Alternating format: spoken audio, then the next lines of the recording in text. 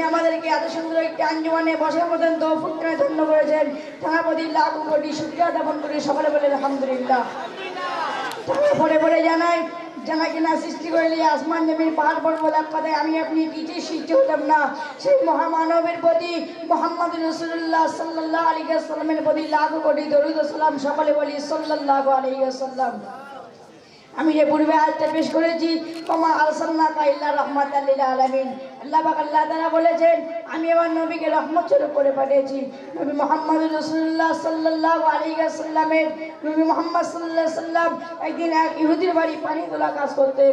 মুহাম্মদ রাসূলুল্লাহ সাল্লাল্লাহু আলাইহি ওয়াসাল্লাম পানি তোলা কাজ করতে করতে কুয়ার মধ্যে বালতিটা তড়ি ছিঁড়ে পড়ে যায়।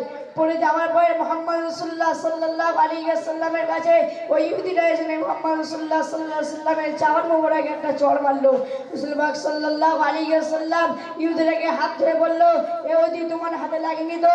মুহাম্মদ রাসূলুল্লাহ সাল্লাল্লাহু আলাইহি ওয়াসাল্লাম ওই কুয়ার মধ্যে বিসমিল্লাহ বলে হাত দিয়ে বালতিটা তুলে ওই ইহুদিটা মুহাম্মদ রাসূলুল্লাহ সাল্লাল্লাহু আলাইহি ওয়াসাল্লামের হাতে হাত দিয়ে মুসলমান হয়ে গেলেন।